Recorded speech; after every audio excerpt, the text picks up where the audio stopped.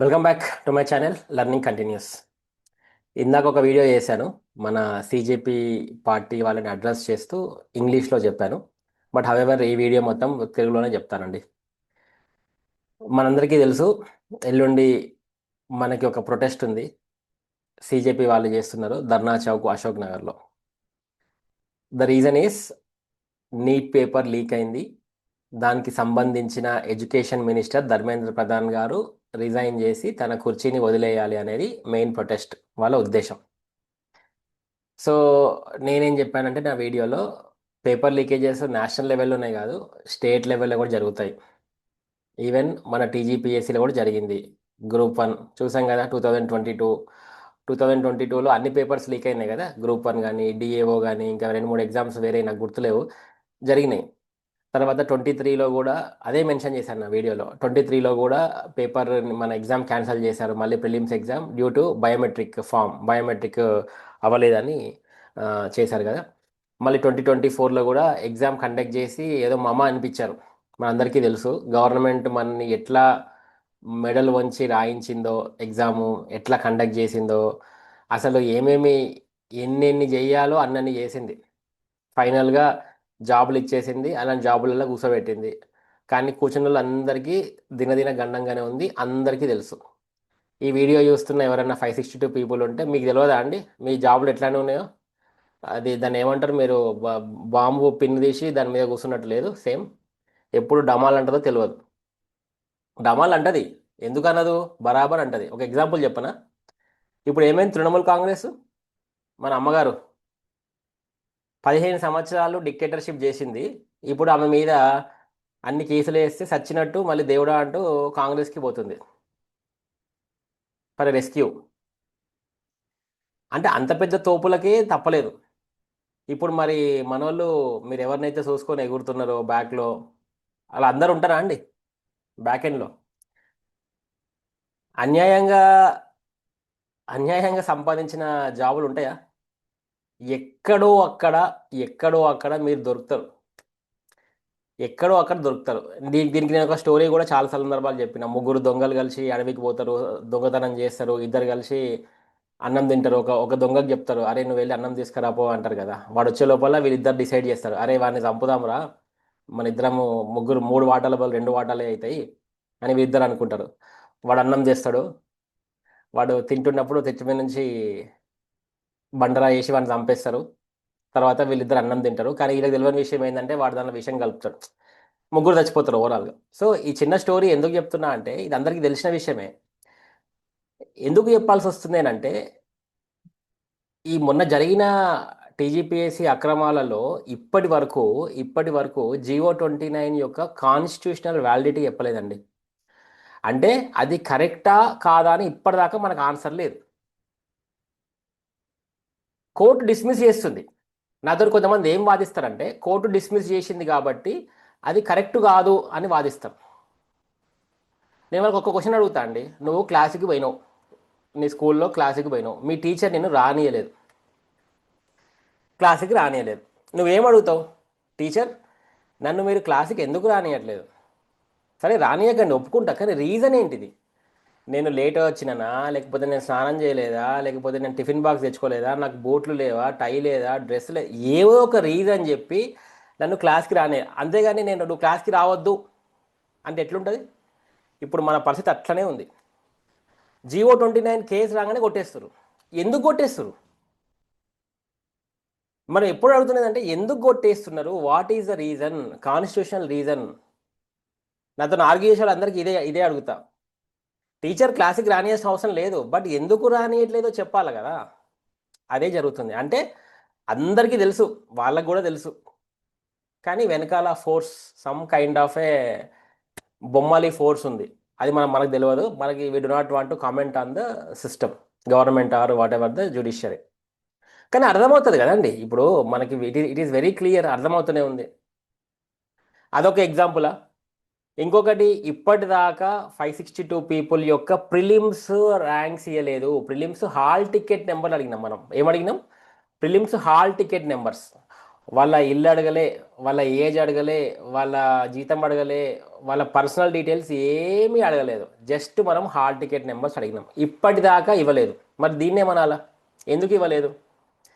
అదేమన్నా నేషనల్ సీక్రెటా? అదేమన్నా నేషనల్ సీక్రెటా అండి డీజీపీఎస్సీ దాన్ని దాచడానికి? హాల్ టికెట్ నెంబర్ అన్ని నెంబర్లే ఉంటాయి. మనం ఏమైనా వాళ్ళని ఏమన్నా పర్సనల్ ఐడెంటిఫికేషన్ నెంబర్స్ అడిగినామా, పర్సనల్ డేటా అడిగినామా, సెన్సిటివ్ డేటా అడిగినామా? ఏం అడగలే. ఇంతవరకు ఇయ్యలేదంటే దాని అర్థం ఏంటిది? ఆలోచించండి మీరే. అంటే ఈ ఈ రెండు మూడు విషయాలలోనే చెప్పొచ్చు కదా. ఈ రెండు మూడు విషయాలలోనే చెప్పొచ్చు అక్కడ గందరగోళం జరిగింది, బిహైండ్ ద సీన్స్ జరిగింది. బిహైండ్ ద సీన్స్ ఏదో జరిగింది. మొత్తానికి నాలాంటి వాళ్ళ వాయిస్ అందరినీ నొక్కి పడేసారు కాబట్టి సరే, మన నాలాంటి వాళ్ళకి మనం పోరాడలేము, సిస్టమ్తోని గవర్నమెంట్తోని పోరాడలేము, అందులో అందరూ తోపులు ఉన్నారు. కానీ ఎక్కడనో అక్కడ ఇగో ఇట్లాంటి వాళ్ళు వస్తారు కదా, సిజేపీ పార్టీ లాంటి వాళ్ళు బయటికి వస్తారు కదా. రారా? ఇప్పుడు వచ్చిర్రు. చూద్దాం. అంటే వీళ్ళని కూడా తొక్కడానికి ట్రై చేస్తారు, కానీ ఎంతకని తొక్కుతారండి? ఒక గవర్నమెంట్ ఎంతకని దొక్కుతుంది?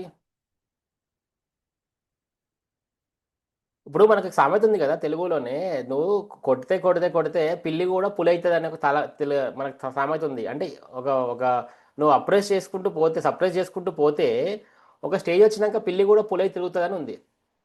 ఈ నక్సలిజం కూడా అట్లనే వచ్చింది కదండి. ఇప్పుడు మావోయిజం అట్లనే ఎట్లా వచ్చింది? ఇప్పుడు మన అమిత్ షా వచ్చి నక్సలిజం నేను కట్టడి చేసిన, అది చేసిన, ఇది చేసిన అంటుండు. కానీ do you think it will be like this for long? I doubt. With basic common sense చెప్పొచ్చు. అరే, చిన్న పిల్లలనే నువ్వు ఇంట్లో భయపెట్టి బుజ్జగిస్తే వాడు ఏదో ఒక రోజు తిరుగుతాడు కదా పేరెంట్స్కి అగేన్స్ట్గా. ఇంత చిన్న కాన్సెప్ట్ ఎట్లా మిస్ అవుతుండండి? సో ఈ సిస్టమ్ కూడా మీరు గవర్నమెంట్ తొక్కాలి తొక్కాలి తొక్కాలని ట్రై చేస్తుంది, కానీ it will come in some form or other. ఏదో ఒక రూపంలో బయటకు వస్తుంది అది. ఇట్లాంటి పొలిటికల్ ఆర్గనైజేషన్సా, లేకపోతే నాన్ పొలిటికల్ ఆర్గనైజేషన్సా, లేకపోతే వైలెన్స్ మూమెంట్సా, మనకు తెలియదు. వి డు నాట్ నో అంటే what is the kind of output.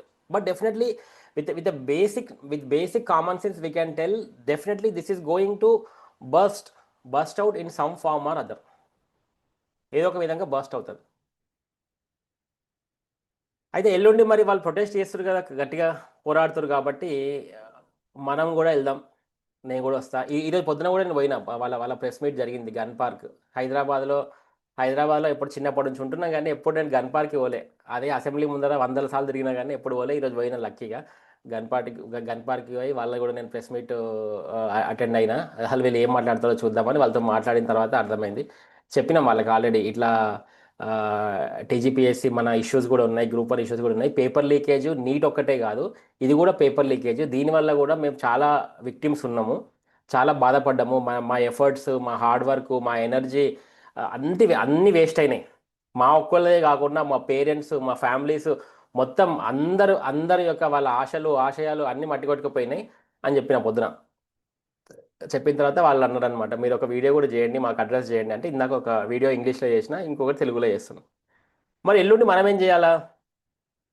ఏం చేయాలంటే ఇంట్లో కూర్చోవాలా? ఉప్పల్లో ఐపీఎల్ మ్యాచ్ అయితేనేమో ఉప్పల్ నుంచి రామంతపూర్ దాకా బ్లాక్ చేస్తారు. హెచ్పిఎస్ స్కూల్ దాకా పార్కింగ్ బ్లాక్ అవుతుంది.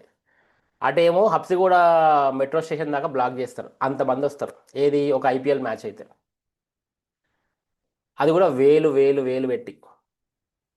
మరి ఇట్లాంటి మన కోసము ఒకడు సిజేపీ లాంటి పార్టీ ధైర్యంగా వచ్చి మాట్లాడుతున్నప్పుడు మరి మనం పోకపోతే ఎట్లా అండి? ఫ్రీ. మళ్ళా ఫ్రీ కదా. ఇప్పుడు నువ్వు రాకుండా ఇంట్లో ఉన్నావు అనుకుందాం. Let us say some person in Adilabad. ఇప్పుడు రేపు వాడు బస్ ఎక్కి ఆదిలాబాద్కి వెళ్ళి 5 గంటలు బస్ ఎక్కి నేను ఆర్మూర్లో దిగి ఆడికెళ్ళి ఇటు రావాలంటే అబ్బో ఏం వద్దులే అనుకుంటారు. కానీ ఒక్కసారి ఒక్కసారి ఆలోచించు. వచ్చి ఇక్కడ వచ్చి ఒక జస్ట్ నిల్చుంటే, అందరు వచ్చి నిల్చుంటే, ఒక వనపర్తికి వెళ్ళి ఒక ఆదిలాబాద్కి వెళ్ళి, ఎందుకంటే వనపర్తి సౌత్లో ఉంది, ఆదిలాబాద్ నార్త్ ఉంది కాబట్టి ఇది కావాలని చెప్తున్నా. ఎందుకు రావద్దు అంటున్నా. నీకు 1000 రూపాయలు ఖర్చు అవుతాయి గట్టిగా, ట్రైన్లో వచ్చినా బస్సులో వచ్చినా. కెమెరామెన్ గంగతో రాంబాబు సినిమా క్లైమాక్స్ లో వాడు అంటాడు, అరే ఒక్కడు కూడా రాడనుకున్నా, ఒక్కడు కూడా రాడనుకున్నా, చూస్తే ఉప్పెనలా వచ్చిరంటాడు కదా. అట్లనే వచ్చి నిల్చుంటే చాలు కదా, ద గవర్నమెంట్ విల్ నో. మనం ఏమి కొట్లాడతలేము, మనం ఏమి ప్రొటెస్ట్ చేస్తలేము, we are not doing any form of violent protest చేస్తలేము. పోలీసులకు కూడా తెలుసు, పోలీసులకు కూడా తెలుసు. మనం రిక్వెస్ట్ చేసింది ఏంటి అంటే, పోలీసు వాళ్ళకి రిక్వెస్ట్ చేసేది ఏంటంటే, ఇది ఏమి ఒక పొలిటికల్ ప్రొటెస్ట్ కాదు. ఒక పార్టీ ఇంకొక పార్టీ మీద ప్రొటెస్ట్ చేస్తలేదు. ఇది ఒక జనరేషన్ని కాపాడమని ప్రొటెస్ట్ చేస్తుంది.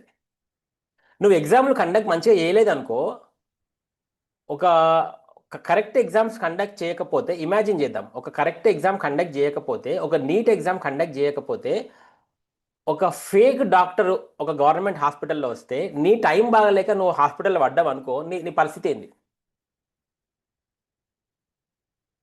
మేము పడం సార్ అనుకోకు, అంతంత సీన్ లేదు. పెద్ద పెద్దోళ్ళే ఎక్కడెక్కడ ఏమవుతుందో ఎవరికి తెలియదు. So we do not know, ఎప్పుడు ఎవరికి ఎట్లా వస్తుందో ఎవరికి తెలియదు. ఒక ఫేక్ గవర్నమెంట్ డాక్టర్తో నీకో, నీ ఇంట్లోకో, నీ పిల్లలకో, వాళ్ళని మనమలకో ఎప్పుడైనా నెక్స్ట్ జనరేషన్స్లో ఇష్యూ వస్తే నీకు ఓకేనా? ఒక ఫేక్ పోలీస్ ఆఫీసర్ సిస్టంలోకి ఎంటర్ అయ్యి వాడు ఒక దండుపాల్యం బ్యాచ్ని వదిలితే నీకు ఓకేనా? మీరు కూడా అంటే ఈ పోలీస్ ఆఫీసర్లు ఎవరైతే చూస్తుంటారో, ఇప్పుడు నాలాంటి వాళ్ళ వాయిస్ నొక్కాలని ట్రై చేస్తుంటారు కదా, వీళ్ళు కూడా వాళ్ళకి ఒకటే రిక్వెస్ట్ చేస్తారు, సార్ మీరు కూడా ఒక you have come in to the system by writing A competitive exam. మీకేం ఉత్తగా రాలేదు, మీరు కష్టపడ్డారు, అశోక్ నెల కష్టపడ్డారు, దిల్సుఖ్ నెల కష్టపడ్డారు, మీరు కూడా కష్టపడి వచ్చిర్రు. మీకేం ఉత్తగా రాలేవు ఈ జాబ్స్. మీరు కష్టపడి చదివి జాబులు కొట్టినప్పుడు మీ జాబులు లీక్ అయి ఉంటే మీకు ఎట్లుండేది? సార్ సిఐ గారు కానీ, ఎస్ఐ గారు కానీ, కానిస్టేబుల్ గారు కానీ, ఎవరైనా కానీ ఇది వింటున్నట్టయితే, మీరు కష్టపడి సాధించినప్పుడు మీ జాబులు ఆ టైంలో ఎవడన్నా లీక్ చేసి మీకు రాకుండా ఉండుంటే మీకు ఎట్లుండేది? ఒప్పుకుంటారా అప్పుడు? మీ పిల్లలు కూడా రాస్తారు కదా sir, all your kids would be studying for the next level of competitive exams. మీరు most of the time you would encourage your children to go for an UPSC exams పంపిస్తారు.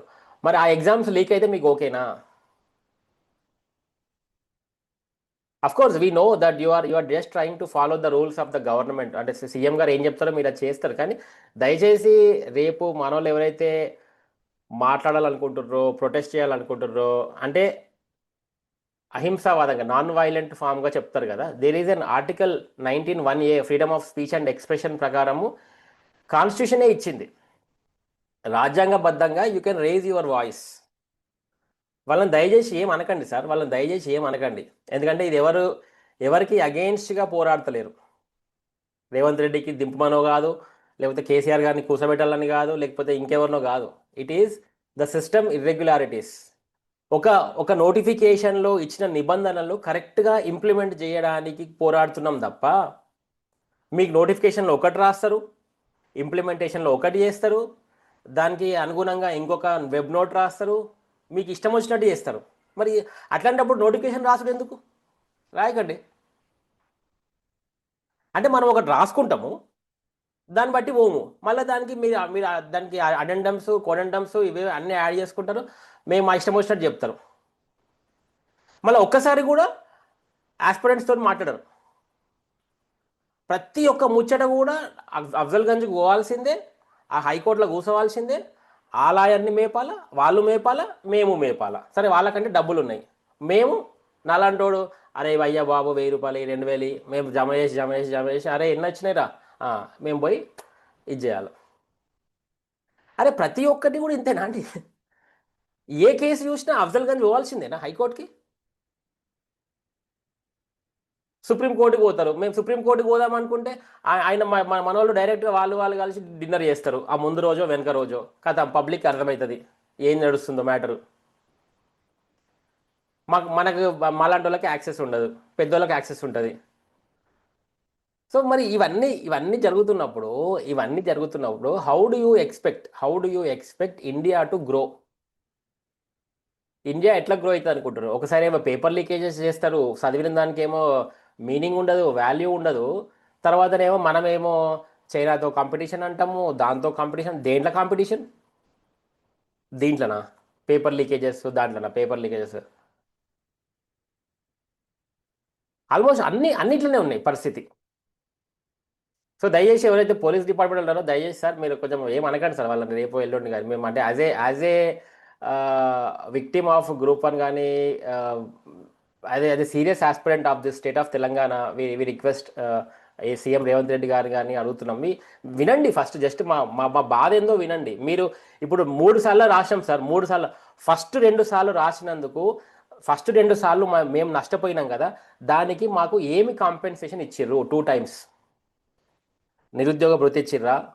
ఆ 2 సంవత్సరాలు జరిగిన దానికి ఖర్చులు ఇచ్చిర్రా? కనీసం సారీ చెప్పిర్రా అండి? కనీసం అరే ఇట్లా జరిగింది కదా, ఇట్లా జరిగింది కదా, సారీ చెప్పిర్రా అండి? ఒకటి చెప్తా అండి. థర్డ్ టైం ఎవరైతే 562 పీపుల్ వచ్చిర్రు కదా, ఇదే 562 పీపుల్ ఒకవేళ ఫస్ట్ టైం 2020లో జరిగి ఉండుంటే ఇందులో నుంచి సగం ఫేసులు దాంట్లో ఉండుండేవి కాదు. ఒప్పుకుంటారా? 2022లో జరిగి ఉండుంటే, కరెక్ట్గా జరిగి ఉండుంటే అసలు ఇందులో 562 పీపుల్ సగం మంది వచ్చి ఉండే వాళ్ళే కాదు. ఎందుకంటే మీరు ఏం చేశారు? 563 పీపుల్, 503కి +63 కొత్తగా యాడ్ చేసి, 60 కొత్తగా యాడ్ చేసి, పోస్టులు యాడ్ చేసి, కొత్త పూర్వాలను నిన్న దింపిర్రు.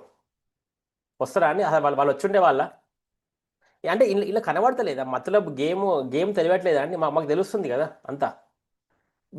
మాకు నష్టపరిహారం ఏం చేశారు? నష్టపరిహారము 2 సంవత్సరాలు నాలాంటోడు మంచి కార్పొరేట్ ఉద్యోగం, లక్షల జీతాలు వదులుకొని స్టేట్ ఆఫ్ తెలంగాణలో అశోక్ నగర్లో కూర్చొని 1 ఇయర్ కష్టపడి చదివి పిల్లలతో కొట్లాడి ఇంత చేస్తే నాకు వచ్చిన లాభం ఏంటిది? ఏం లాభం లేదు, పైగా ఇంట్లో తిట్లు.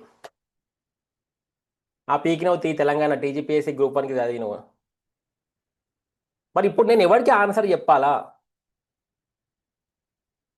నాకు అందుకోసమే నేను ఇన్ని వీడియోలు ఎందుకు చేస్తా అంటే, నేను ఒక్కడే కాదు నాలాంటి వాళ్ళు ఇంతమంది నష్టపోయారు. ఎంతోమంది హౌస్ వైఫ్స్ పాపం, వాళ్ళు ఎనర్జీస్ అన్ని ఇక్కడ పెట్టిర్రు. హౌస్ వైఫ్స్ ఉద్యోగాలు వదులుకొని వచ్చిర్రు.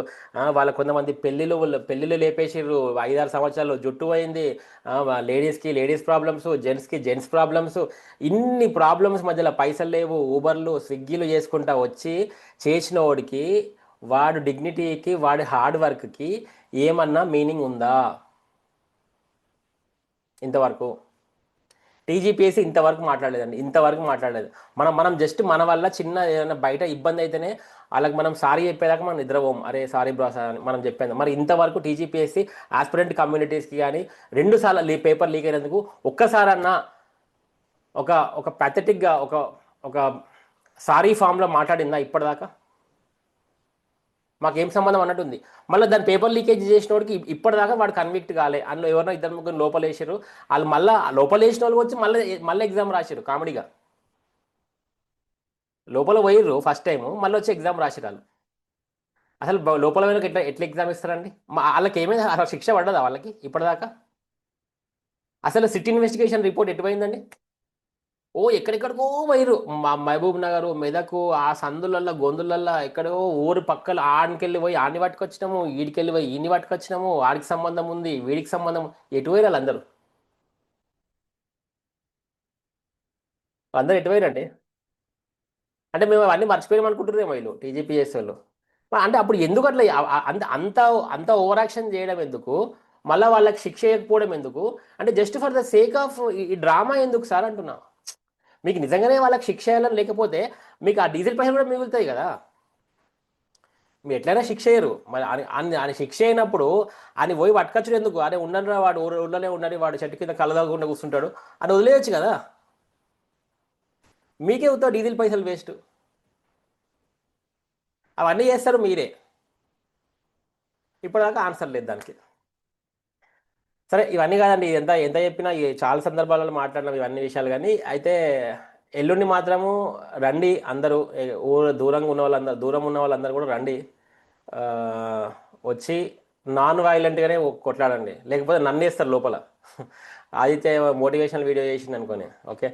నాన్ వైలెంట్గా just be present so that everyone knows that issue ఉంది అని తెలుస్తుంది గవర్నమెంట్కి అండ్ అదర్ మీడియాకి కానీ. సో అట్లా పేరెంట్స్ కూడా రావాలండి, పేరెంట్స్ కూడా రావాలి. ఎందుకంటే పేరెంట్స్ షుడ్ నో దట్ ఇదే టైం పాస్ కాదు. పేరెంట్స్ అందరు వస్తే కూడా చాలా మంచిది. స్టూడెంట్స్, ఎందుకంటే స్టూడెంట్స్ అని చెప్పేసి వీళ్ళు గవర్నమెంట్ దాన్ని తొక్కి పడేసే అవకాశాలు ఉంటాయి. పేరెంట్స్ రావడం వల్ల పేరెంట్స్ రావడం వల్ల దీని యొక్క ఇంపార్టెన్స్ పెరుగుతుంది. దీనికి అంటే ఈ సిచ్యువేషన్కి ఇంపార్టెన్స్ పెరుగుతుంది. దూరం ఉన్నా కానీ, ఇందాక నేను ఎగ్జాంపుల్ ఎందుకు చెప్పినా అంటే, ఒక క్రికెట్ మ్యాచ్కి వేలు వేలు పట్టి పోతున్నాం. ఒక సినిమా ఉంటే, ఒక టాప్ హీరో ఉంటే ఆయనకి 5,000 10,000 ఇచ్చి మనం సినిమా పోయి పాప్కార్న్ తింటున్నాం. ఇదైతే 1,000 2,000 రూపాయలు అయిపోతుందండి గట్టిగా.